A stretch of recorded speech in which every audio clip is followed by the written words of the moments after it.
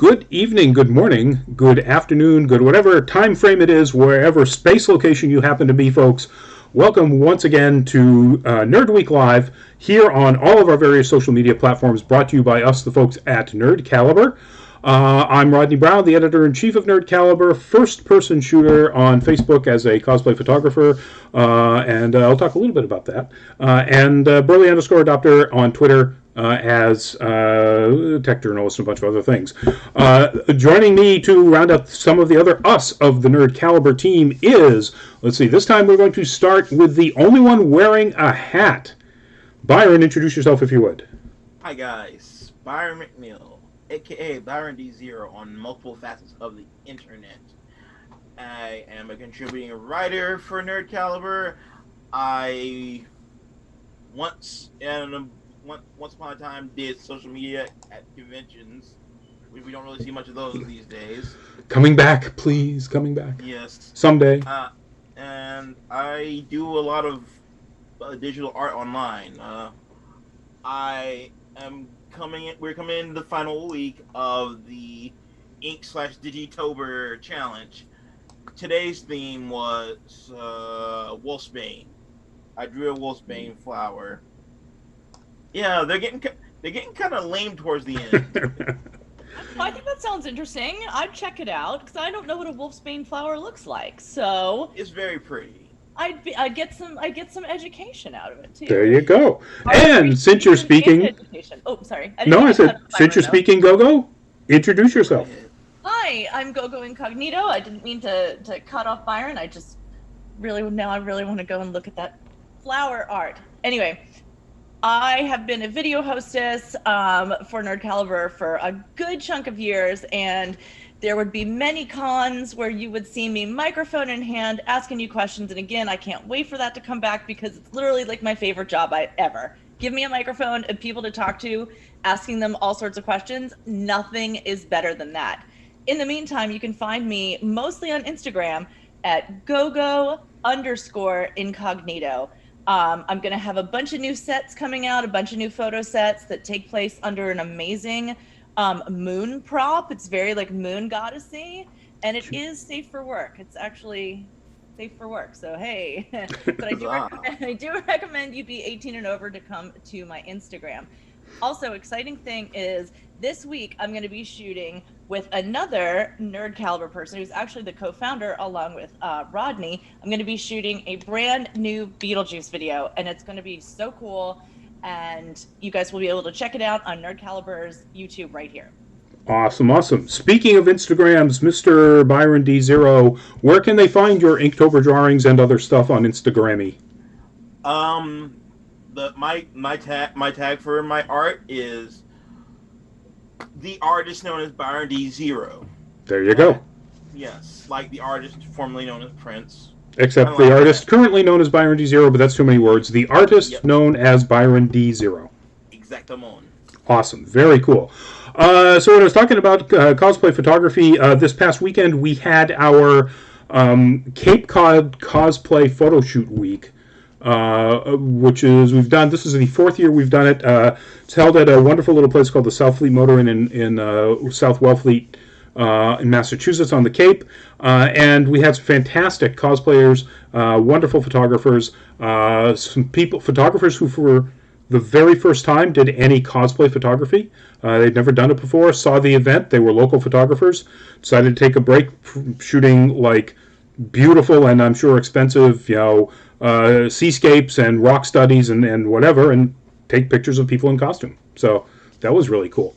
And we're going to be doing the same thing in May if you're anywhere in New England or willing to travel, because the South Fleet offers us really great rates for people who want to stay. And, pandemic doesn't get any worse, because we did, masks and mandatory masks and, social distancing and all that stuff. We did the right things.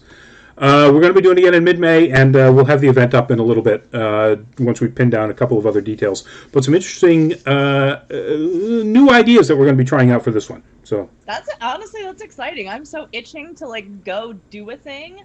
Oh, it was so much fun. So much fun. You know what? That might be the first time I travel anywhere. There you go. And Cape Cod is just so scenic. It's so beautiful. And that's the reason why we did this, frankly. It's, I wanted to get people into. I mean, there's 5 beaches within a 5-minute drive of this one particular place. How can you beat that? People on the chats is Silvina Brione, hello. Christina Souza, Shockface, but hello. I don't know why the shock faces, but hello. Ali Habas, hello, even though whatever you said was retracted by you. And Luminous, welcome back to the show, as always. See if we've got anybody on the other chats now that I can get my Facebook chat actually up here. Not yet. So what we're going to do is dive right in. Got a bunch of things to cover. It turned out to be a very busy week last week. And we're going to start with one of the coolest kind of stories of the last week. That's an image, of course, of the wonderful Harley Quinn and Poison Ivy. And the news is it is official, has been made official in the latest issue of Injustice by DC Comics that they are married. They are a wedded couple and have been. So the issue isn't particularly about their wedding happening at this time. It's about them talking about the fact that they got hitched in very typical fashion for these two by an Elvis impersonator in Las Vegas. Because of course. Because of course. And I think this is wonderful. I think it's absolutely finally time that this became a real canon part, except it's not real canon. Yeah. It's in Injustice, which is an alternate universe version comic book based on the game. So they're not really married, and in fact, in the normal universe, Ivy's dead. So. Oh, wow. Wow. Slap us in the face with some bad news. Was this a result of Joker's War? Honestly, I haven't read the issues, so I don't really know. It's... And that, I guess, if you are the kind of person who waits for 90 days or 6 months or whatever it is and buys your comics on DC's platform or whatever, their digital platform, which has has a 1-year delay. It will have a 6-month delay once DC Universe transitions over to just a comic book reading platform. Then I'm sorry for the spoiler. If you've managed to avoid that for 3 months, but. Yeah, that was definitely news to me. But the nice thing about having so many different universes and so many different iterations of these characters is that hopefully your favorite, and Poison Ivy is one of my absolutely all-time favorites, and will hopefully be alive somewhere doing something. How many times have they killed off X amount? Superman or this. Actually, I don't know. Don't quote me on that. But characters die, they come back to life, and again, I think we did see, and this is something that was talked about before, that great Harley Quinn animated show, which is on HBO Max, did get renewed, and so the character Poison Ivy will get to be seeing her there as well, in a committed partnership with Harley there as well. So 2 places to see. Poor Kite Man, though. I'm sorry. I feel bad for Kite Man. Yeah. Well, hey, it doesn't work out for everybody. Unfortunately. So I was reading this a little bit more closely just now, and this is even less canon because it happened in a title called Injustice Year Zero, or a series called Injustice Year Zero, which happens before the things that happen in the main Injustice comic storyline.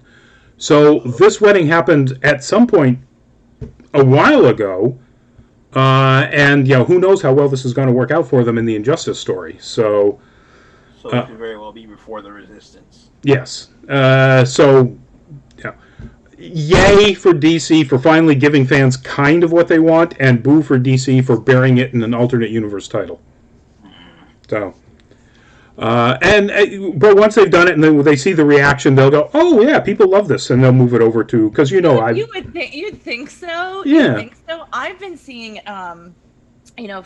excellent fan work that's been passed around where everyone's always like, "Is this real?" It should be of Ivy absolutely just laying waste to Joker.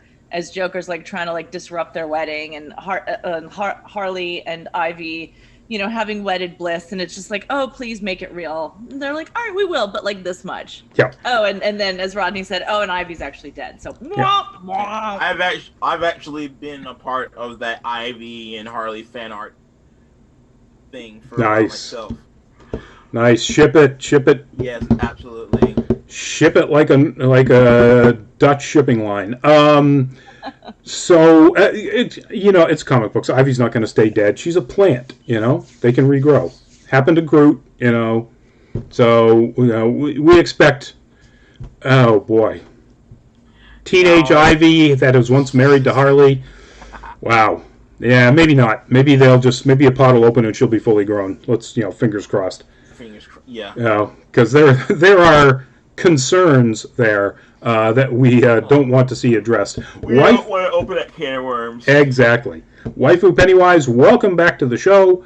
And so we'll be moving on to... So speaking of Harley and people connected thereto, that, of course, is everybody's absolute favorite Joker.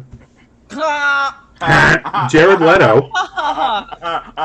Knee slappingly funny stuff we just said.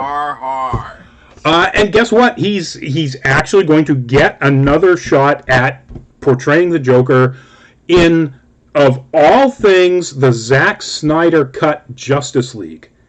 I don't understand this at all. This is confirmed.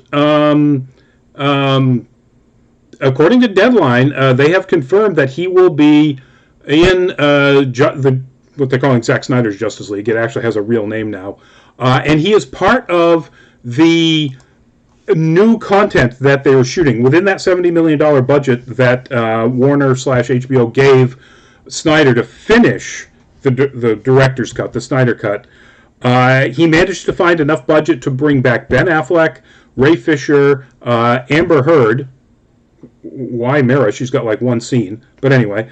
And, as it turns out, Jared Leto to film some new content.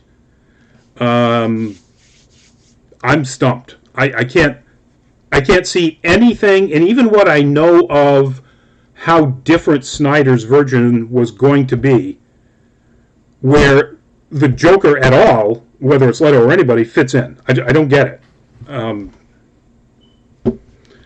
Anybody know why? Please tell me. No, I don't. I had said before we started rolling tonight, just why? I remember people before, it was like even before the movie came out, people were like, oh, I like this new look. I dig how he's looking. We saw a million, shirtless people who dedicated to like all that body paint and the tattoos. And it was a really exciting cosplay for a lot of people. And then some people really liked the portrayal and some were completely creeped out. And then we heard more and more and more about really obnoxious, creepy harassment, not just mailing dead animals to his co-stars, being a Joker method actor, being like that much of a jerk butt all the time, but really like crossing boundaries in the worst way. I don't know, and there were, of course we talked about it at the time, many times. So I don't know, if I were one of Jared Leto's co-stars, I would be putting clauses into my contract about like, keep him the F away from me. And if he mails me anything other than a nice Christmas postcard or whatever, then I get another $100,000. Yeah, probably be the Christmas ham, but uncooked. This is a good point. Waifu Pennywise, the art style from the Harley Quinn show feels the same as or like in the original Batman series. It does have a Bruce Timm sort of feel to it, and I bet that's what they were going with. I think so too. Yeah, sort of a very angular style. It's a little bit more sort of Adult Swim humorous, cartoony looking as well. But it definitely has that angular art style that Bruce Timm was famous for. You see that mostly reflected in Batman himself, though. That's true. yeah, like the Joker, he kind of looks like Bruce Timm's Joker too. Not quite so long a face. Robin, on the other hand, looks more like the incarnation of Robin from the Batman. Yep. Yeah. Oh, yeah. That's true. Which also had, although the Batman was done by the same studio that did Jackie Chan Adventures, so yes, it had that sort of look to it. Harry Brady, welcome to the show, and Waifu Pennywise, LOL. He's the pimp Joker. Yeah, that's pretty much what Leto is. I just got to say, I don't get what Ray Fisher is thinking. Complaining about abusive set behavior by Joss Whedon and by producers on Justice League, Jeff Johns and John Bergman, and then not saying boo about having Leto come to the new reshoots. It doesn't look good, but anyway. So yeah, folks, 2021, you get to see Jared Leto come back as the Joker. Woohoo! I'm definitely going to watch it out of sheer curiosity. Oh yeah. I'm definitely going to watch the Snyder Cut, or Zack Snyder's Justice League, as they're calling it now, out of both curiosity, well, mainly curiosity. I want to see what his vision was, because it absolutely was not what Joss Whedon gave us. And that was made abundantly clear by everybody who was interviewed afterwards, including Whedon. Said, look, the studios gave me this mandate to not make that movie. And so I didn't. So, yeah, I'm very curious. I think he might pull something off, quite well. Can't be a whole lot worse than the Whedon version. So it was bad. I know that some people really liked it. I thought it was bad. There were things to enjoy in the original cut, but it wasn't. Definitely wasn't a good film though. No, yeah. Anyway, that's another discussion. We've talked about that before. So otherwise, we're just going to get down the oh my god, Justice League sucks rabbit hole pretty deeply. And what we're going to do is just do this one's just a quick bit of news. Ghostbusters Afterlife is not, in fact, happening this coming March. It's happening June 11th of 2021. Theaters are having problems. They're struggling. Some of them may not even be around. Yeah. And it makes sense. The odds that people will be able to flock to theaters in comfort, and not fear for their lives, is pretty slim come March still. And now June is what, 3 months after that. So, I mean, we're already canceling conventions. So yeah, God, yes. So, and that's it. That's just, it was supposed to premiere this past summer, got kicked down to March. It was supposed to be July of this past year. And now it's going to be in June of next year. If there's theater, as you said, Rodney, if there's theaters for it to still open in, I know here in Nashville, well, actually, you can rent out now few of our local theaters. You can rent the whole theater for $90 or $99. Yep. So you can do a screening with your friends or your family. Same here. I actually had to miss one of those screenings. A good friend, fantastic cosplayer, wonderful dad, did that. Rented out, one entire theater and did a screening of the Ghost in the Shell movie, like the animation. okay. And unfortunately, at the last minute I had to cancel. So another thing, next bit of news we're going to jump right to is something else that is allegedly going to come out next summer. And that is we actually got the first look at Tom Holland as Nathan Drake from the upcoming Uncharted movie. And the image that popped up right there, thank you Regal Cinemas for creating this for me. The image of Holland that's on your screen right now was a real sort of vertical shot. So the folks at Regal, in one of their article pages, because I assume they do actual articles about movies as well on their sites, put that slapped together with an image of Nathan Drake from one of the games. And it's pretty solid. I buy it. There were people who thought Holland was going to come across as too young. And, it's a little bit younger than the sort of macho man look of Nathan Drake. But that part of that is the fact that Tom Holland has a face that plays young well. Yes, he does. Yes, he does. I think he looks pretty tough guy in there. I've seen this like go around so many times. Me too. And every time I click on it, I'm hoping that it's more than just the picture that was, up on his Instagram. I'm hoping that it'll give us like a little bit more. There'll be like a little bit of a teaser or multiple pictures, but I don't know. I mean, he looks good. I thought the same thing is like, how is, he, and this is such a blessing to, I guess, like continue looking young even as you age, because it allows him to continue to play Spider-Man if that's going to go that route, or play a little bit younger. Sure, Nathan Drake. I really like Tom Holland. Also, I can hear a TV. Is that you, buddy? Yeah, that's my roommates. Oh. So, nothing we can do about it. So, maybe we'll play a game. Identify that show. No, folks, don't bother. So, on Facebook, Jody Renshaw, welcome to the chat. And what are we talking about, friends? We're talking about nerd news that popped up over the last week from our last show on Tuesday. It's a thing we do every Tuesday at 8 o'clock, if you're not familiar with it. And we just run down some of the topics. We can't obviously hit all of them.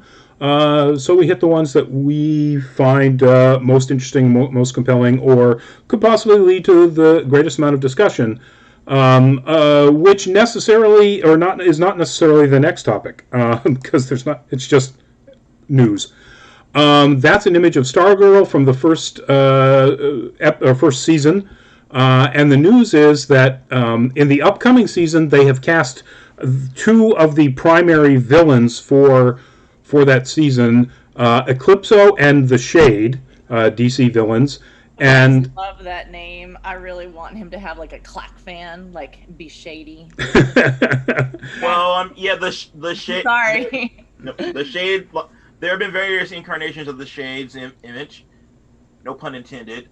True. Yeah.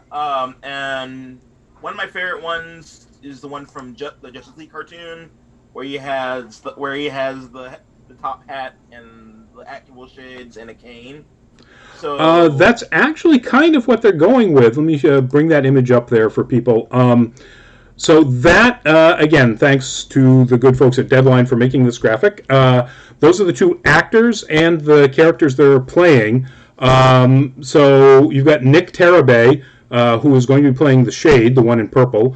And then you've got Jonathan Cake, the wonderful named Cake, who is going to be playing... No, I got Eclipso. Yeah, I got that right. Eclipso is the one in purple, and the Shade is the one with the top hat. I don't know anything about Cake. He was in a series called The Affair. Nick Tarabay was absolutely fantastically badass as UN Secretary or Deputy Secretary Christian's bodyguard in season 2, I think, of The Expanse. Wonderful job. Very interesting character. He plays smart, tough guy, and that may be sort of the way he portrays a lot of things. So I'm looking forward to that for sure. Don't know anything about the other guy, Cake, but hopefully this next season will catch me more than season 1 did.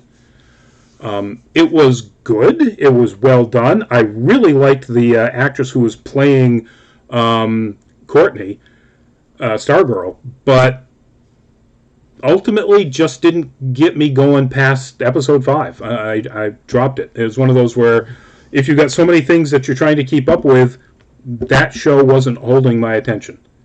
But then again, I felt the same way about Doom Patrol, and once I powered through the awful season 1, the difficultly bipolar season 1, where it was absolutely amazing and absolutely garbage, season 2 was fantastic.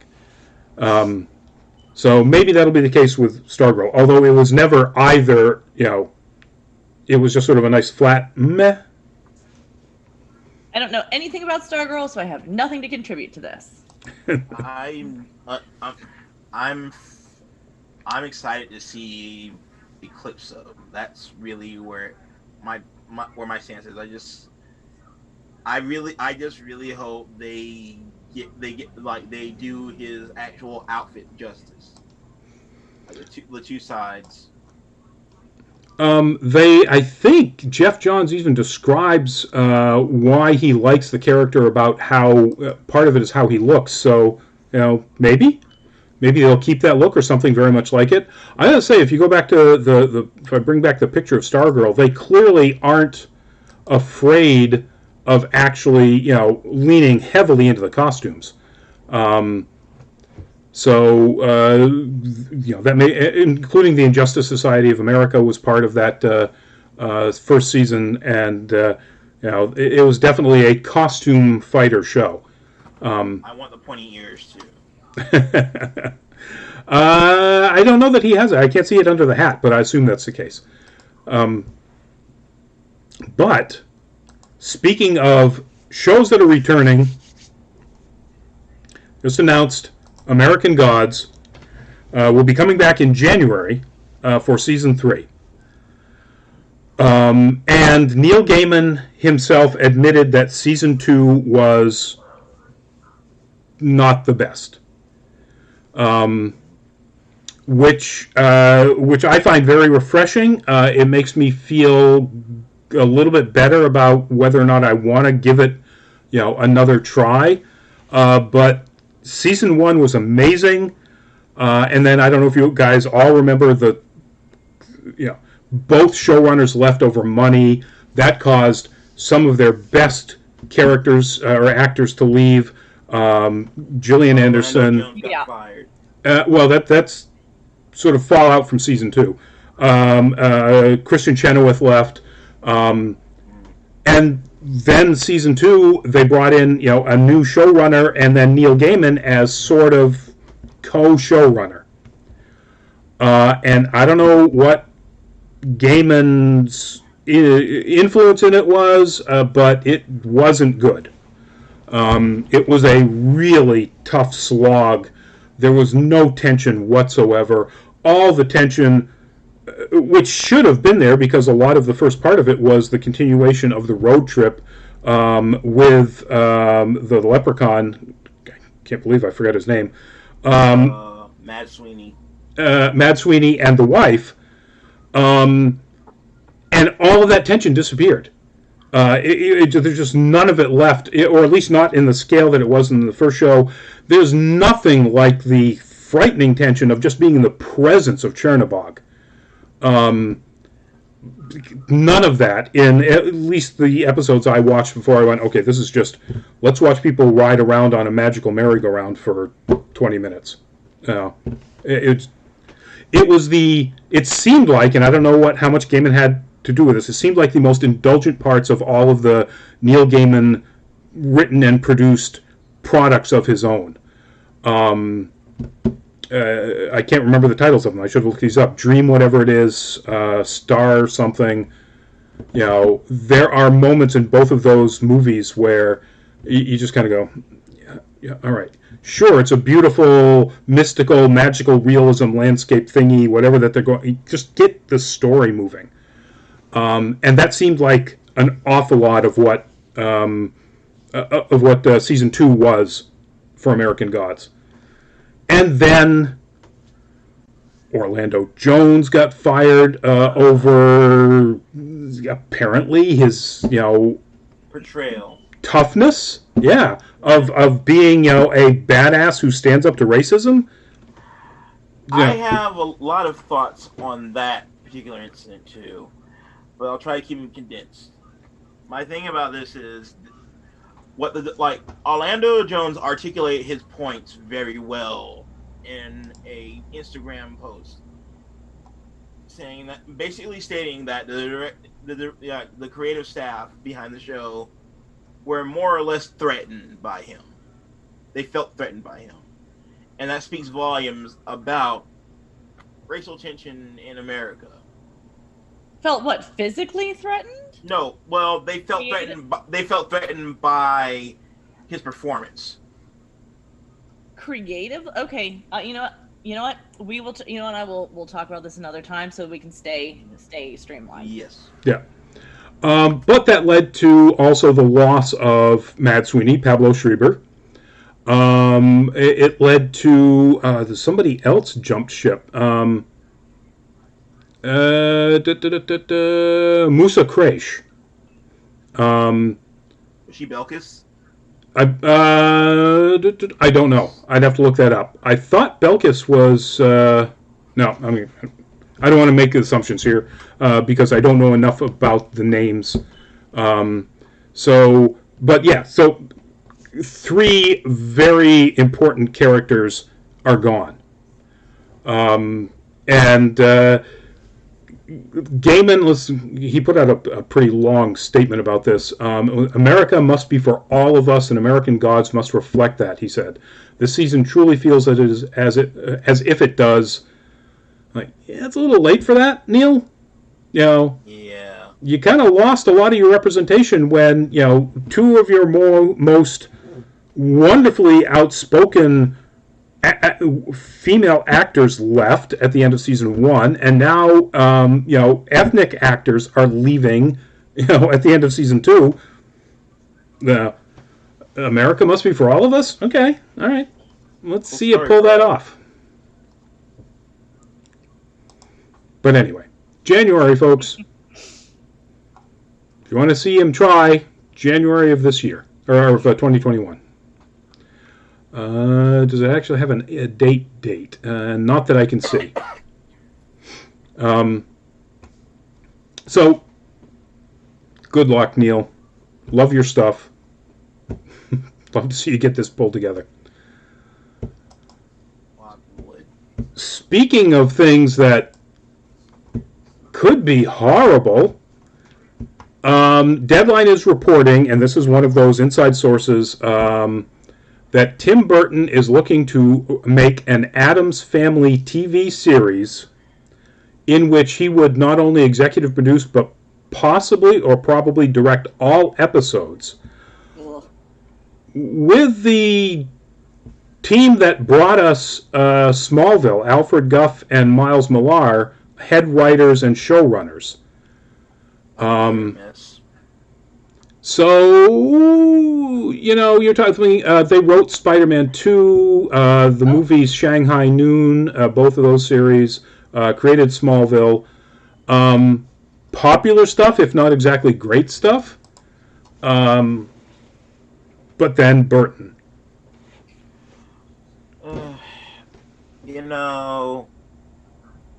We talked about this in the group, but I feel a great certainty he's going to bring in his boy toy, Johnny Depp. Yeah. So Greg brought this up in our Facebook chat, and I looked up on IMDb. Johnny Depp does not have this as a future credit, like in production, because it's not in production. In fact, it's not even. It's planned. He wants to make a series that he would then have to shop around. To see whether it's Amazon or Netflix or actually, well, no, there's no network would pick it up. And so it wouldn't necessarily wind up in there. And Depp only actually has one in-production credit in IMDb, and that is, of course, Fantastic Beasts 3. So he's a little busy with lawsuits and stuff. So, yeah. But I agree. Tim Burton has already ruined one 1960s television series by making the movie Dark Shadows. Please don't ruin another 1960s television series and an even better 1990s, I think, movie series. Yep, and then there was the animated one that came out, which I don't know that I ever saw, but... in the 90s? No, the recent one. The one that we just announced they have a sequel to. Yes. Yeah, the movie. They have a... You didn't like it? I couldn't stand it. Well, I don't think I've seen it because I don't remember anything about it, and I do love the Addams Family. So do I. I'm also distantly related on my father's side to Lurch, so I have nice. Yeah. My dad would know. He was like my dad's second cousin, or I'm sorry, not second cousin.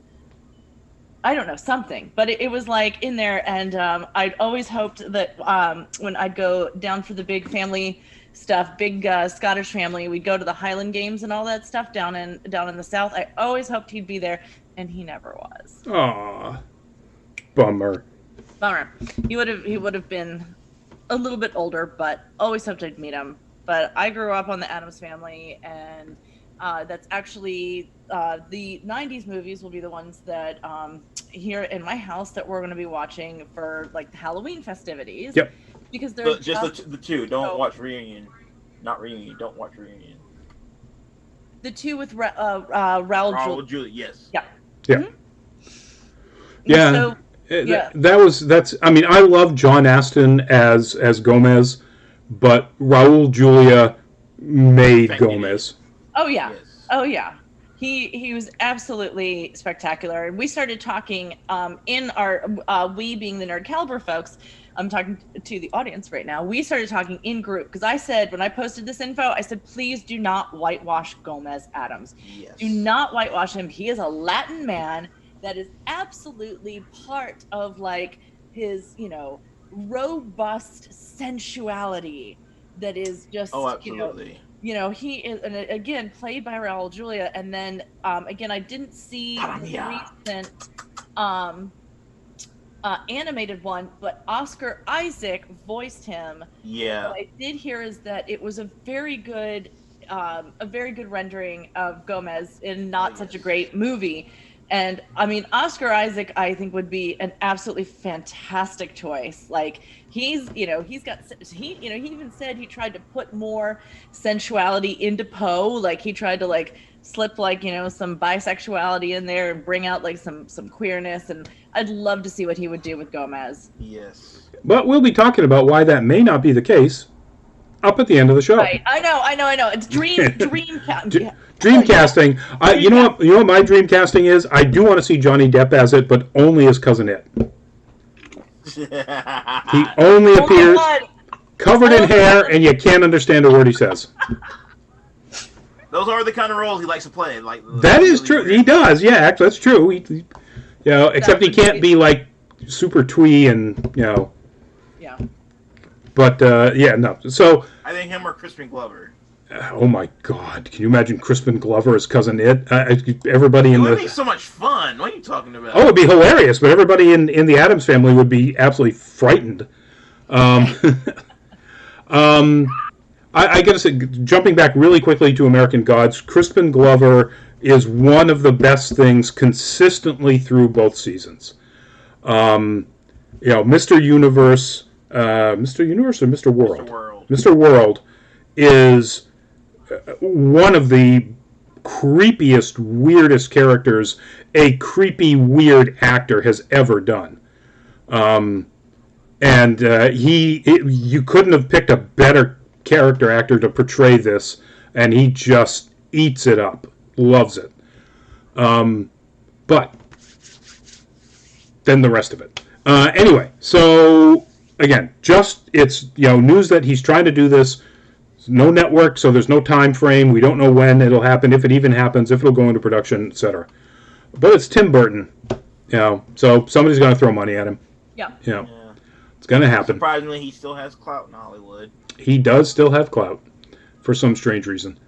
And I say all this as an absolute, I love early Burton stuff. Yeah. Like Beetlejuice, again, I mentioned that at the beginning of the show. Beetlejuice is absolutely my jam.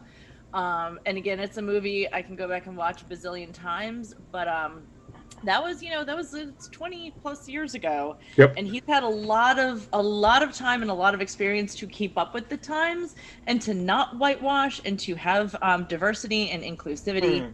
And he just goes to his favorites, and it's we're bored of it now. It's do better, be better. You can do it.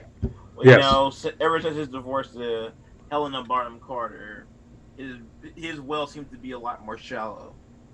Which, I mean, if that's the case, if that's what's doing it, wow. My mic just pinned.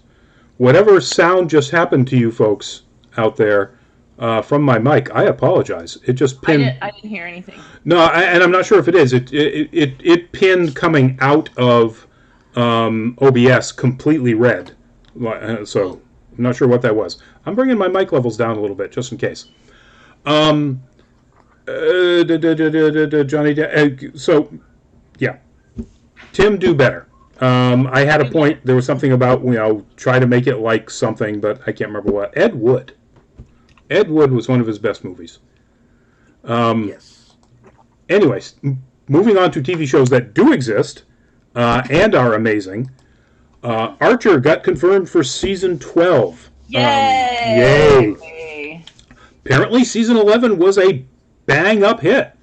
All it took was taking him out of a coma for 3 years, and their numbers went up by something in the 30% over previous seasons.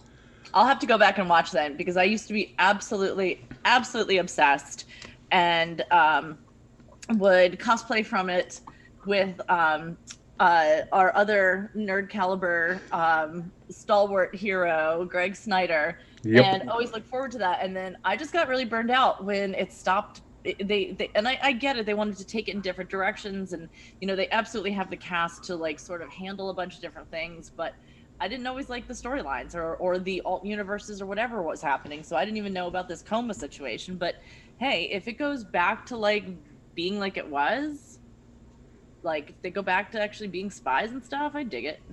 Well, they did that in this last season, in season 11. So the coma's over.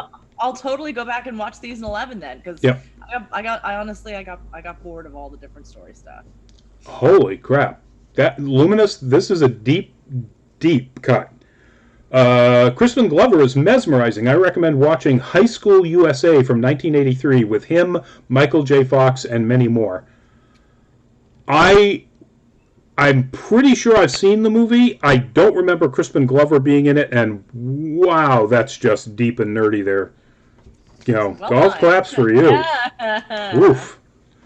Oh, where you pulled that out of? Yeah, so the coma episodes, you would have thought I would have loved, the Archer in space stuff, being the science fiction fan that I am, and it had moments, but it wasn't, nearly as good as some of the others, the Archer Vice season where they were sort of riffing on Miami Vice and, riding around the country with cocaine.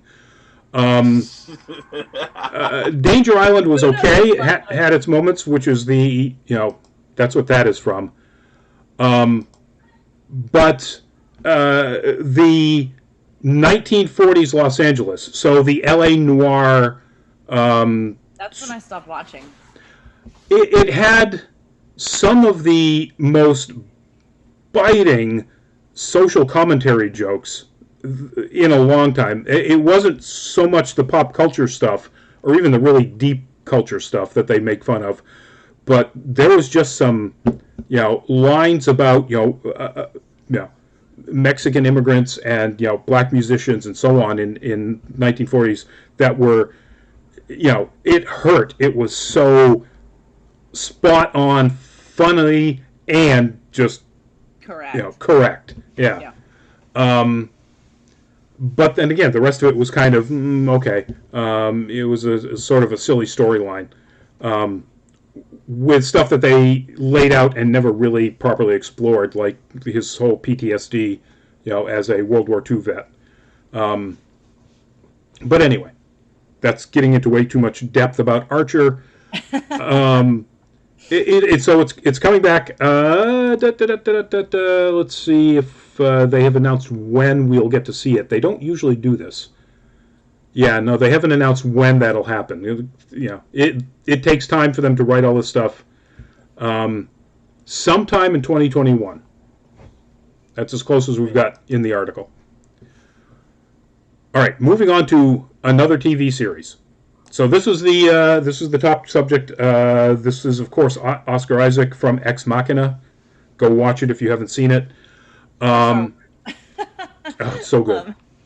Ex Machina was absolutely amazing.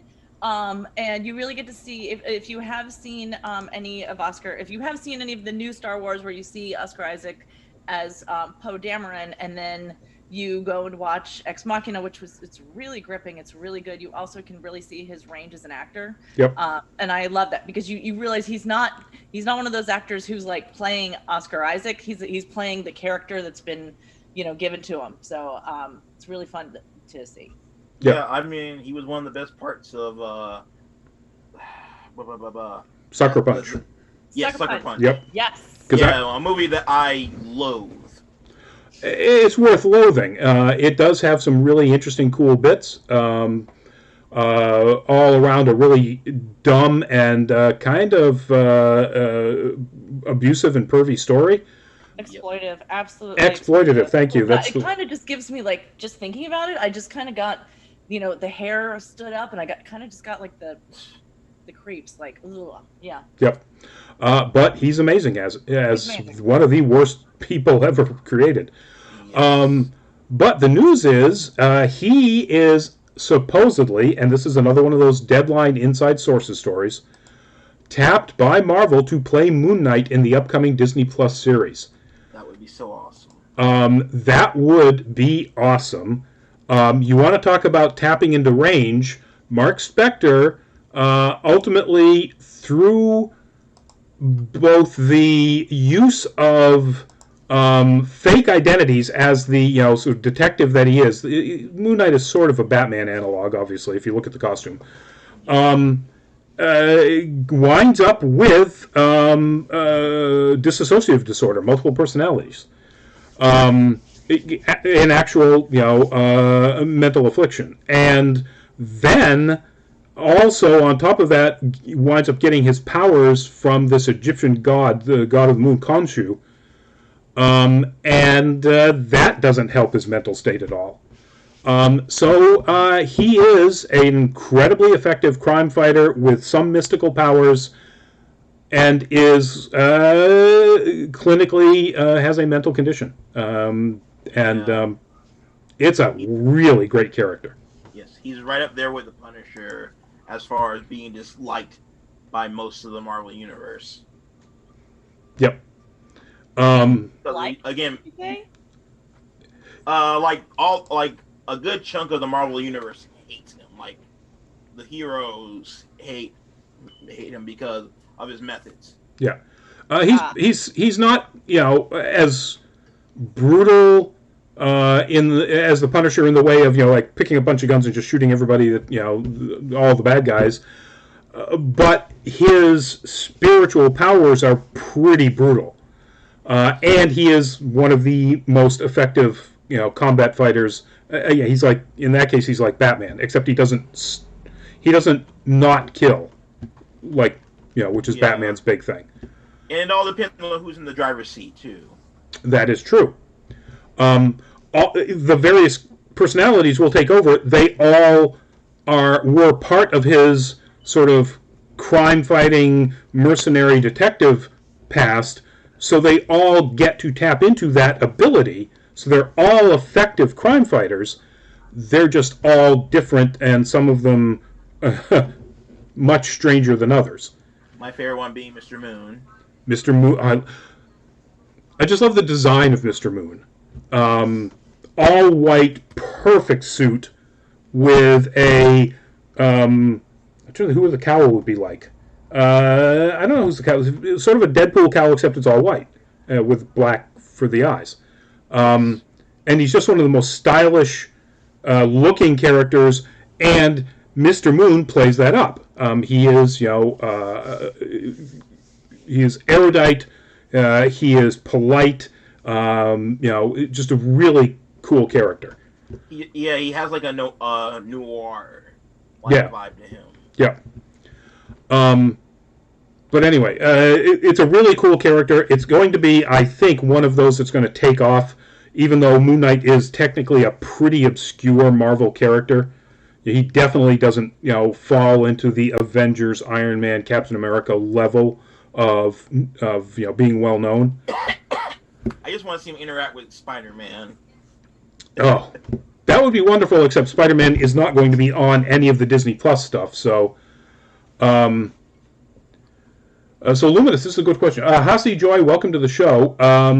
Lumina says, which are the better Moon Knight comic books? The character has been around since 1975. At the risk of recommending a problematic author, Warren Ellis got caught up in all of the increasing awareness of the problems with misogyny and sexual harassment in the comic book world. Warren Ellis and Declan Shalvey's run, when they rebooted him in the early 2010s, I'm going to say like 2012 or 2013. I'll have to look it up. Waifu Pennywise, Moon Knight, as in knight and armor and sword, not moonlight. But he does fight by the moonlight. That is one of the best runs entirely, in my mind. It's, if you liked Castlevania and you like Warren Ellis's type of writing in that, that's very much what this is like. Very sparse, very clean, very to the point. There's an episode in which there's almost no dialogue whatsoever. An issue. And it's Warren Ellis just describing to Declan Shalvey how every scene should be laid out as Moon Knight goes through a building sort of like the movie The Raid, or like the recent Dread, except instead of it being loaded up with gangsters or whatever, it's ghosts and spiritual things that he has to fight. And it's just beautiful. Declan Shalvey's art is fantastic, and it's a great story. So I would recommend that one, but they're all pretty. If you start to get back really at the beginning, it's before they decided that they're going to marry the two concepts of, his mental issues as a crime fighter or his spiritual powers from Khonshu into one character. And I can't remember what run that really happened, but that's what I would jump on, where he is essentially the Moon Knight that he becomes and is currently. But anyway, no idea exactly when this series will launch. I think it's in Phase 5. Moon Knight isn't part of Phase 4, is it? Oh no, it is, because it was in the big block of things that were upcoming back at the last virtual D23. So one would assume it's coming up in the next year or two. I hope so. I like having something to look forward to, especially if The Mandalorian, which I've been mostly looking forward to, is going womp womp. It's we don't know what's going to happen with that after all the rumors and all the news, and I'd really like to have something that I look forward. And honestly, this sounds like Oscar Isaac is again a great person for this role. I'm always, as a former social worker who worked with some patients who were actively schizophrenic and had dissociative disorder. It's one of those pet peeves of mine when you see things portrayed really poorly and without for fun factor or shock factor or something, without really doing research and also proper care for the characters. So I'm interested to see how they take on dissociative disorder with this character, and hopefully it's done well. Probably done, I would say, done as well as they did Crazy Jane in Doom Patrol. Which I did not get into. I have not gotten into Doom Patrol. So you got to figure that if you are willing to take all of the guff you're going to get by naming a character Crazy Jane and then present her in a wonderfully realistic and nuanced way, as somebody with this, with this mental disorder, that's a pretty ballsy decision, and kudos to I can't think of the guy's name who created her. All-Star Superman. Grant Morrison. Grant Morrison. Kudos to Grant Morrison for writing that character, and for the show, for the the writers of the show in expanding it and not moving over to making it sort of just oh hi, this is what's so weird about this character. they have multiple personalities. Like really exploring what that would mean for somebody who at sometimes is forced to become heroic, whether they want to or not. But right before we went on air, Deadline is reporting, in addition to the Moonlight. Now, waifu, you got me doing it. In addition to the Moon Knight casting supposed, unconfirmed story, they also have an unconfirmed story that the director of a movie called Clash, Mohammed Diab, is going to be the director of the Moon Knight series. He is Egyptian, which is good because that's a huge part of the Moon Knight backstory and mythos. And apparently, this movie, and I apologize to anybody who speaks Egyptian, but I'm butchering this, Eshtebak, which Clash is what that means, was an official selection at the 2016 Cannes Film Festival. So, apparently he ain't a hack. Right. Got some chops. It already sounds better than Mulan. You got your representation right there. I'm not sure that there is a particular proper way to portray Khonshu, but no. If there is, one would assume an actual Egyptian director would do a better job than a New Zealand director. A New Zealand director. I was actually going to go with Ron Howard, but there's no reason to diss Ron Howard. He's a good director. So that's it, folks. That's our show. Thank you all for tuning in. Thank you for the comments and the questions, everybody. Let me see, make sure I didn't miss anybody who's still there on the Twitches. And, William Rosado, welcome, and you're tuning in just in time for us to wrap this all up. Why do people do that? Show starts at 8 o'clock Eastern Time, folks. Come back next week. It'll be a good show as well. Exactly. We do a good job. So Gogo, since you started, say goodbye. Bye, everyone. I'm Gogo Incognito, and again, you can find me at Gogo_Incognito on Instagram. That's where I've been most active lately, and I've put stuff in my stories. I post almost every day. Lots of good stuff. I do recommend that you be 18 years of age or older to come to my Instagram, so please respect that. But those 18 and over, enjoy. Go do that.